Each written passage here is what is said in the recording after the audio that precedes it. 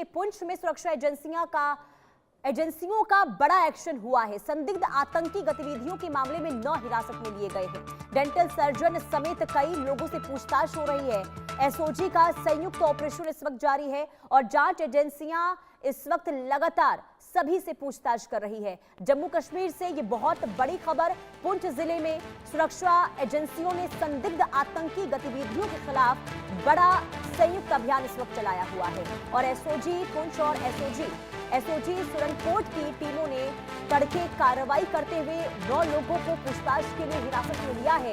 इनमें एक dental surgeon, ठेकेदार मोबाइल रिपेयर दुकान संचालक और 2 मजदूर सीमेंट और स्टील कारोबारी, जूते की दुकान संचालक और किराना दुकानदार शामिल हैं और सभी से संदिग्ध आतंकी गतिविधियों के संबंध में गहन पूछताछ हो रही है। फिलहाल किसी की गिरफ्तारी की आधिकारिक पुष्टि नहीं हुई है। इधर सुरक्षा एजेंसियां पूरे मामले की जांच कर रही हैं और हिरासत में लिए गए लोगों की भूमिका की पड़ताल इस वक्त लगातार जारी है। अजय जांडियाल संवाददाता तमाम जानकारी के साथ जुड़ चुके हैं। अजय, जिन 9 लोगों को हिरासत में लिया गया है, इनके बारे में क्या जानकारी मिल रही है? क्या ये आतंकी गतिविधियों में शामिल थे? देखिए, बिल्कुल मैं आपको बता दूं कि पुंछ में खासतौर पर सुरक्षा एजेंसियां पहले से सतर्क हैं और बीते कुछ दिनों से लगातार इस चीज को लेकर कि वहां पर जो आतंकी गतिविधियां हो रही हैं उसके पीछे कौन है, उन चीजों को लेकर कहीं ना कहीं जांच हो रही थी।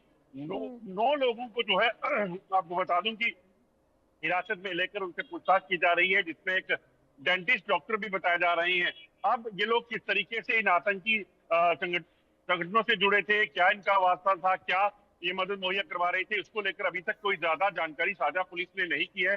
मगर सूत्रों की माने तो संदिग्ध गतिविधियों के चलते इन 9 लोगों को हिरासत में लिया गया है, जिसमें एक डेंटिस्ट डॉक्टर है और इससे पहले भी हम देख चुके हैं कि कैसे डॉक्टर्स जो है वो पकड़े गए थे, जो आतंकियों के साथ हथियारों के साथ पकड़े गए थे और आतंकी नेटवर्क का हिस्सा थे, पाकिस्तान से जो संचालित किया जाता था।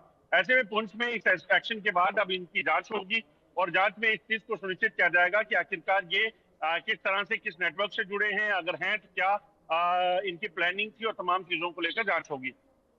और सबसे बड़ा सवाल यहाँ पर अजय ये कि पहले तो ये कहा जाता था कि जो युवा बेरोजगार हैं उनकी कहीं ना कहीं आतंकी संगठनों के साथ सांठ-गांठ देखने को मिलती थी, लेकिन आप सोचिए ये प्रोफेशनल्स हैं, अगर डेंटल डॉक्टर हैं, इसके अलावा अलग अलग देखिए कारोबार से जुड़े हुए लोग हैं, अगर ये वाकई में आतंकी गतिविधियों से इनका कोई कनेक्शन निकलकर सामने आता है तो ये तो बहुत बड़ा सवाल होगा कि जो आतंकी हैं, जो आतंकी संगठन है, वो उनका एक बड़ा नेक्सस इस वक्त संचालित हो रहा है और लोगों को बरगलाया जा रहा है। देखिए, बिल्कुल आपने ठीक कहा। दरअसल इस गतिविधि से यहाँ फिर अगर ये 9 लोग जो हिरासत में लिए गए हैं, इनसे पूछताछ के बाद ये चीज स्पष्ट हो जाएगी कि आखिरकार ये किस तरह के इस नेटवर्क को चलाते थे, क्या इनका मकसद था। और जैसे कहा आपने कहा कि जैसे व्हाइट कॉलर लोग जो हैं, जो आम जनता के बीच में रहते हैं, वो ज्यादा घातक जो है वो साबित हो सकते हैं। वो हम पहले से जो अनंतनाग का एक डॉक्टर पकड़ा गया था, उसके बाद पूरा नेटवर्क का खुलासा हुआ, यूपी, पंजाब, दिल्ली तक जिसके तार निकलकर सामने आए थे, उसे ये चीज पहले भी साबित हो चुकी है। ऐसे में पुलिस सुरक्षा एजेंसियां पहले से सतर्क हैं इस चीज को सुनिश्चित करने के लिए कि अगर कोई इस तरह की गतिविधि इस इलाके में हो तो उसे पूरे तरीके से देखा जा सके, उसे निस्तनाबूद किया जा सके। अब इनको अगर हिरासत में लिया गया है, उसके पीछे का मकसद जो है वो यही होगा, क्योंकि उनको कई तरह के इनपुट मिले होंगे। स्पेशल ऑपरेशन ग्रुप जो जम्मू कश्मीर पुलिस का है, वो खासतौर पे इस चीज को लेकर काम करता है कि जम्मू कश्मीर में जो आतंकी गतिविधियां या संदिग्ध कोई गतिविधियां हो रही हैं तो उस पर नजर रखी जा सके। बिल्कुल, और अब देखना यही होगा कि जब पूछताछ होती है तो आखिर इनके द्वारा क्या और जानकारी दी जाती है। नजर बना के रखिएगा अजय। फिलहाल के लिए बहुत शुक्रिया।